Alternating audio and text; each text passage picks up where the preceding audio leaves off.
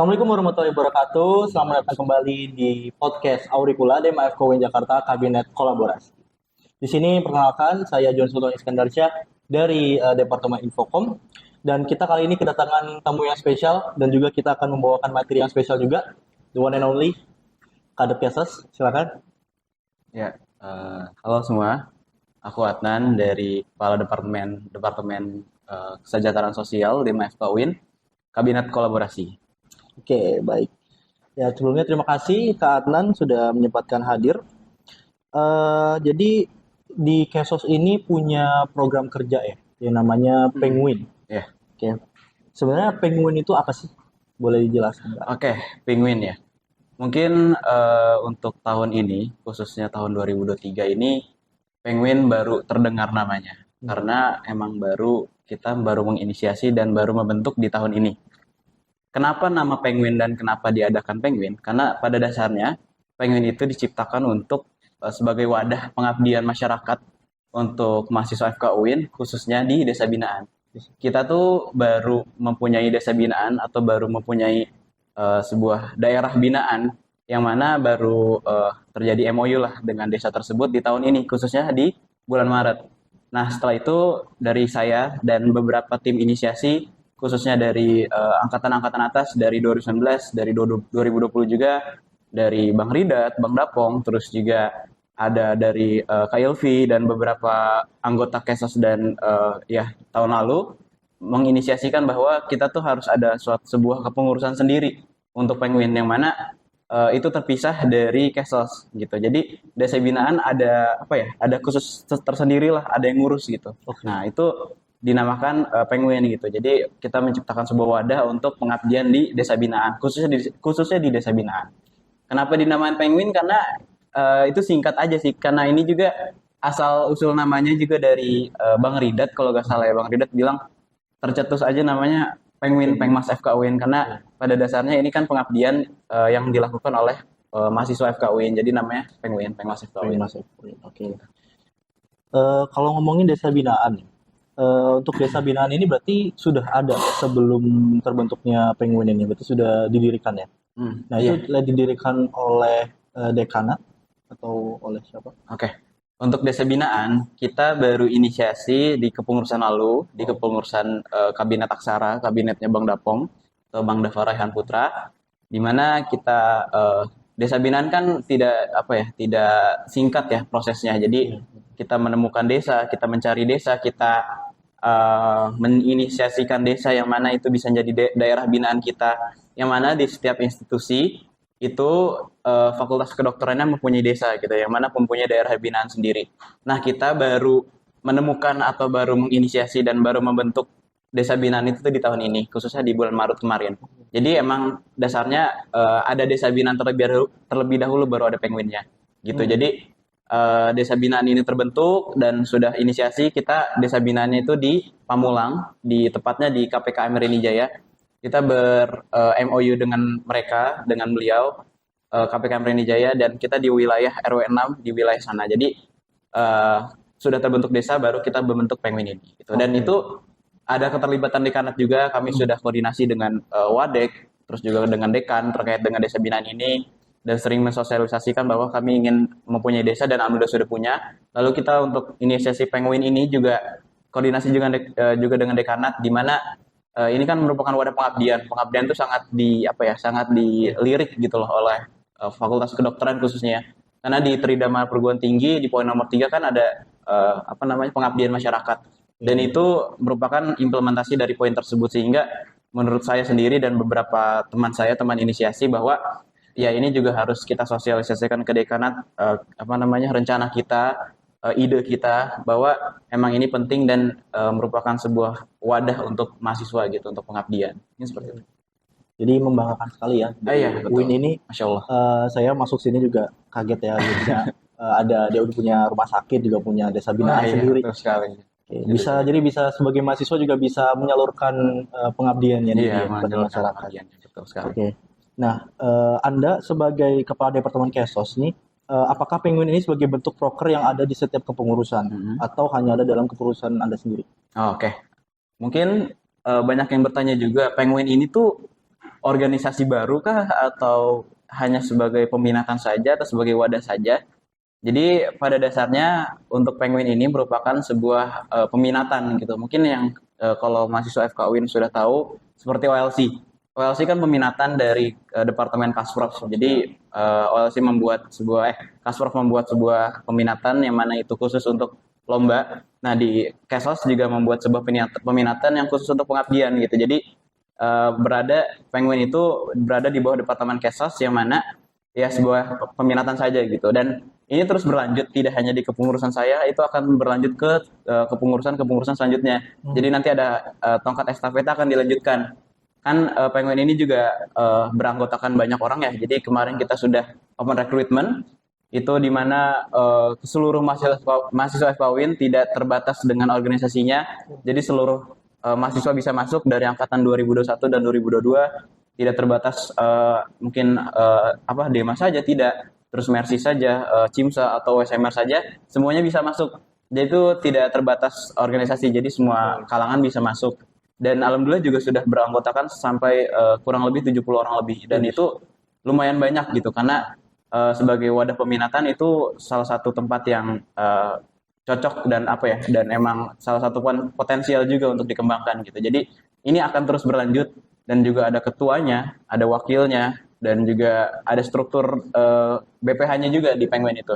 Jadi itu benar-benar udah disusun atau dibentuk untuk membentuk sebuah peminatan, dan itu ada strukturalnya dan akan berkelanjutan, sustainable.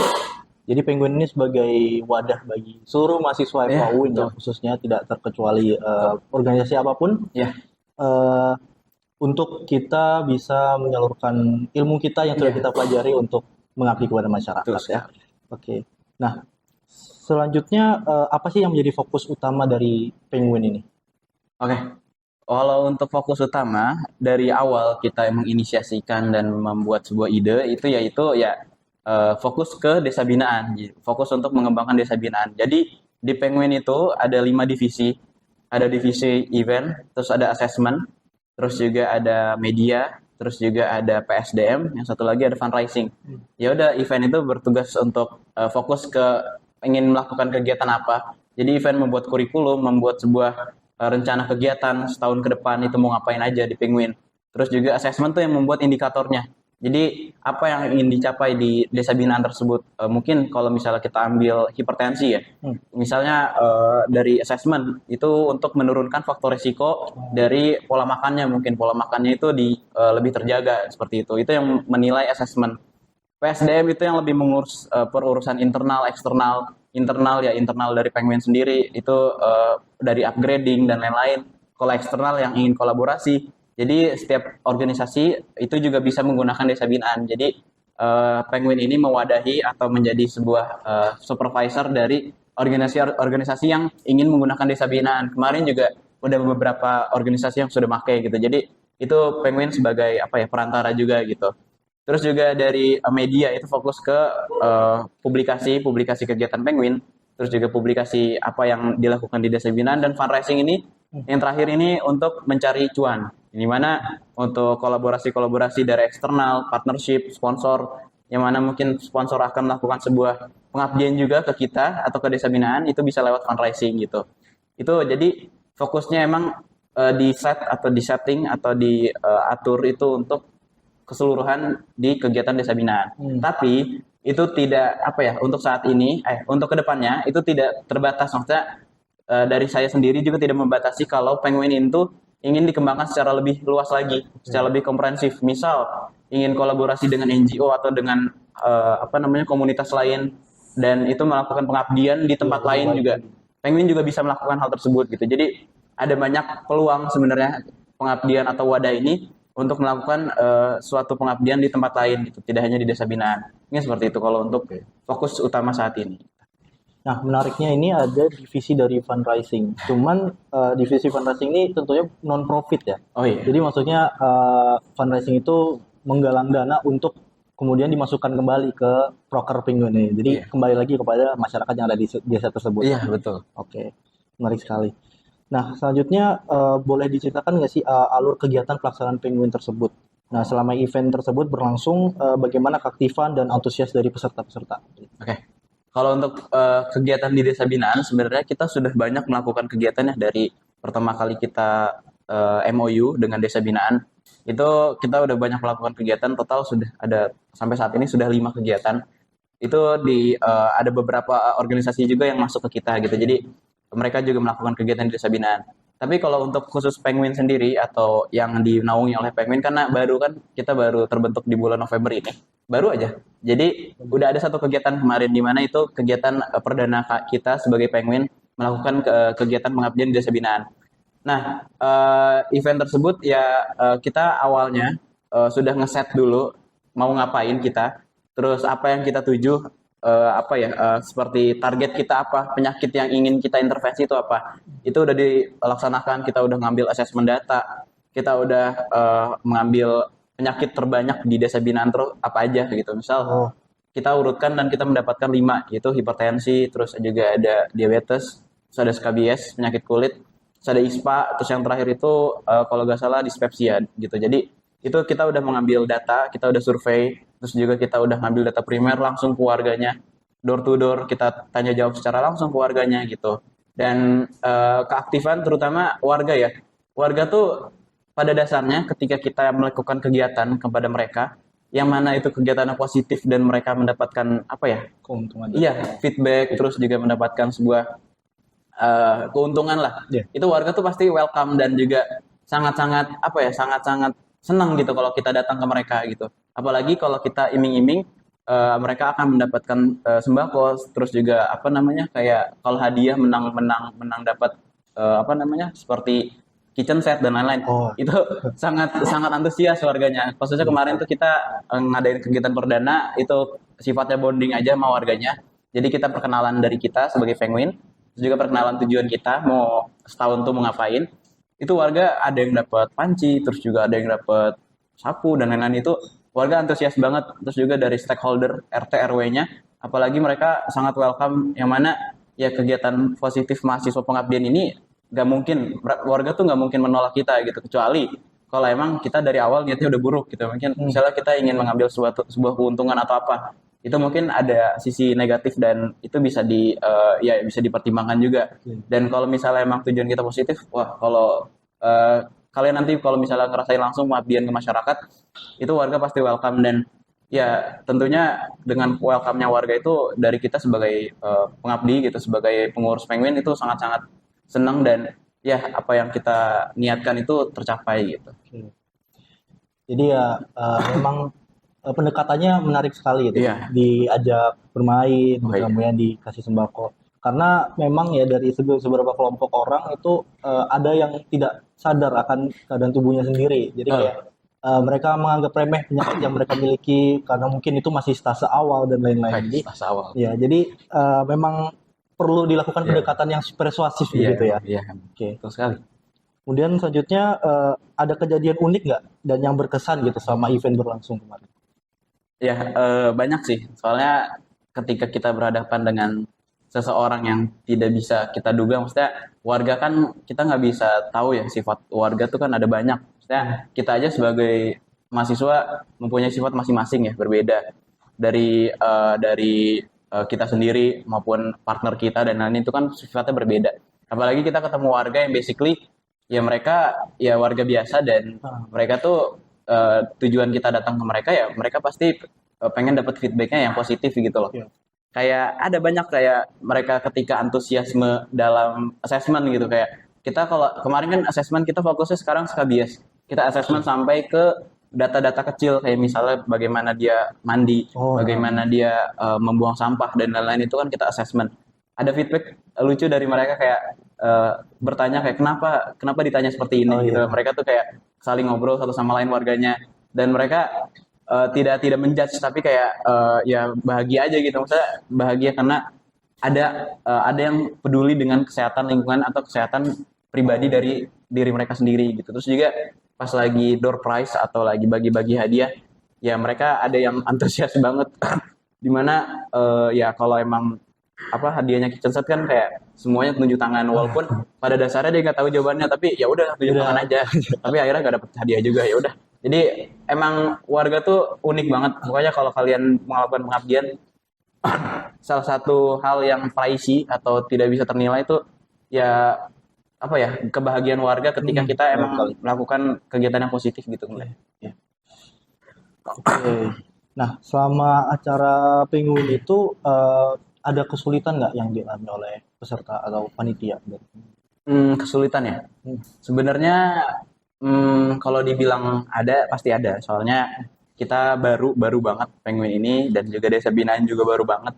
Di mana yang mana kita eh, apa namanya panitia inisiasinya, terus juga SDM kita itu walaupun banyak, namun kan beberapa dari kita kan ada yang emang belum paham Komdev atau belum belum paham community development mungkin dari basicnya dan lain-lain sehingga ada miskonsepsi ada miskonsepsi atau miskomunikasi gitu di dalamnya tapi pada dasarnya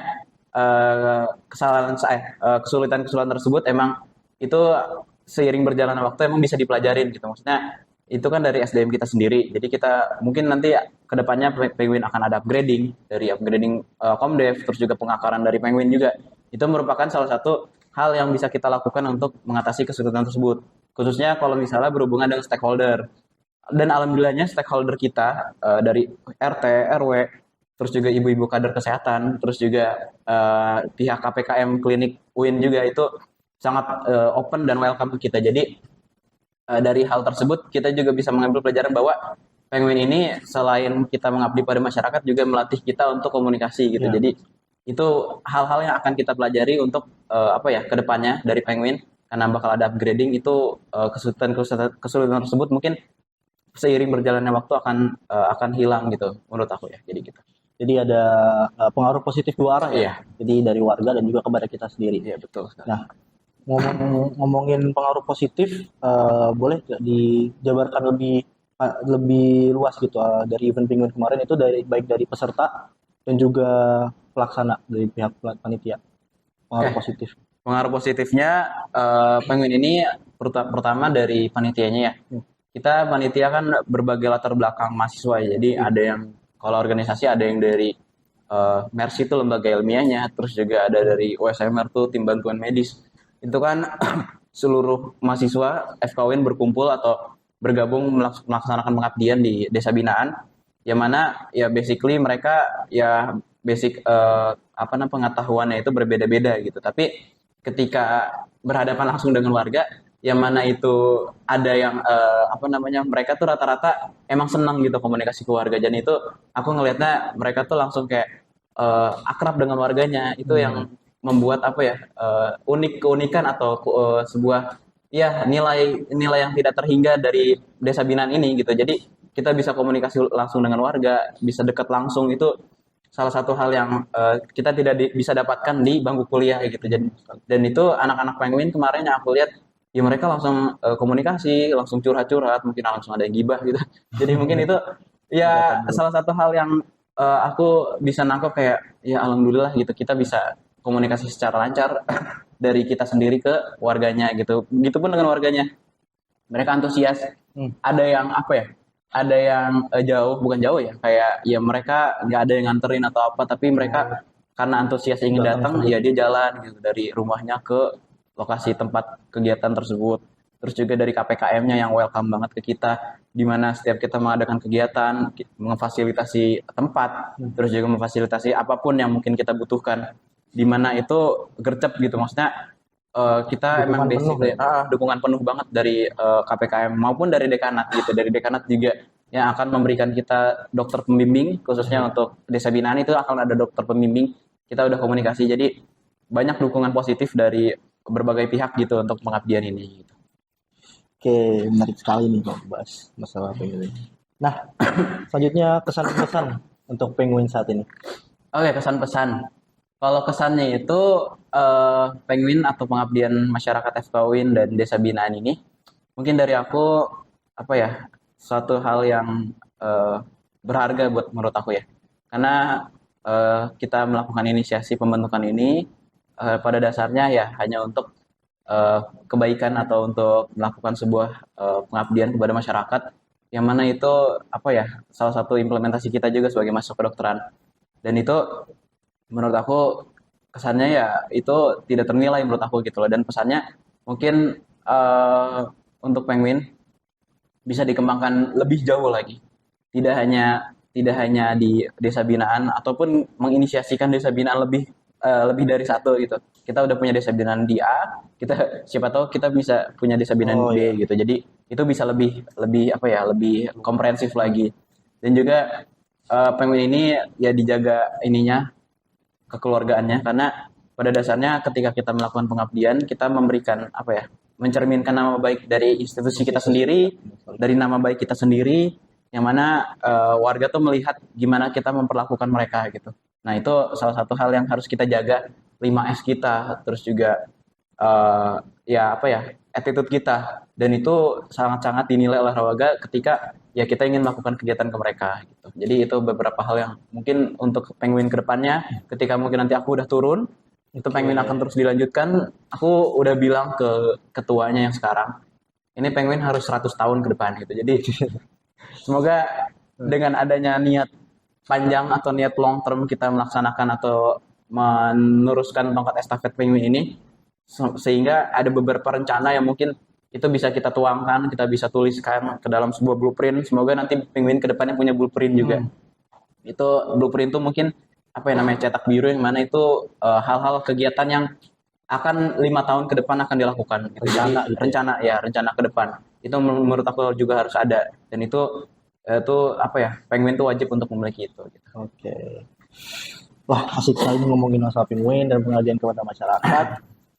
Saya juga sebenarnya sering baca-baca bahwa kedekatan kita terhadap warga seperti dokter-dokter yang sedang panitera di pulau-pulau terpencil yang jauh di sana itu memang mereka seperti kayak susah gitu kan, kayak ya udahlah bayaran nggak seberapa. Iya betul. Tapi apa yang membuat mereka bertahan adalah senyum dari orang-orang yang Oh mereka iya, tolong dan rasa terima kasih dari warga-warga di sana betul. yang memang jauh dari bantuan-bantuan seperti medis Iya, dan lain-lain betul begitu. sekali. Jadi untuk teman-teman jangan lupa untuk join Penguin, kita gencarkan lagi nama baik kita, institusi kita FK UIN Jakarta dengan melakukan pengabdian kepada masyarakat.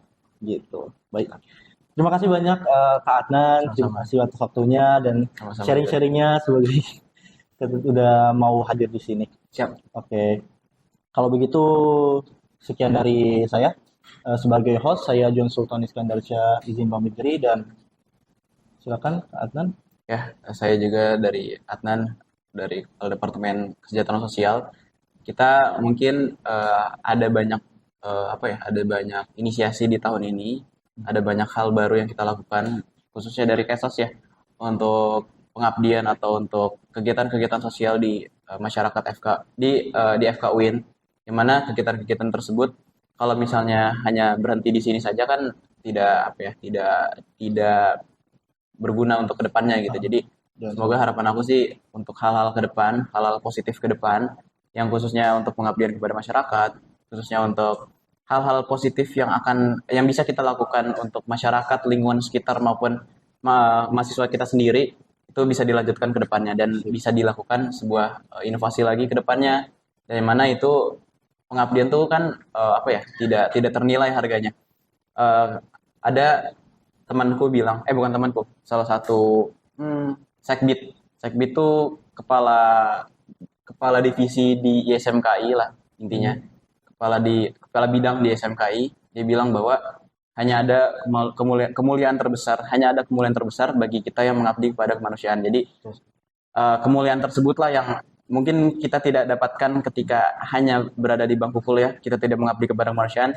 Tapi kalau kita mencoba untuk turun lah, coba kita untuk melakukan sebuah kegiatan kepada kemanusiaan, itu ada rasanya tersendiri. Tadi mungkin Juan juga udah bilang, senyum dan terima kasih dari warga itu iya, sangat sangat pricey bagi kita yang coba kita lakukan pengabdian kepada masyarakat. Jadi hal-hal tersebut yang mungkin kita dapatkan di bangku kuliah gitu. Ini itu oke. aja.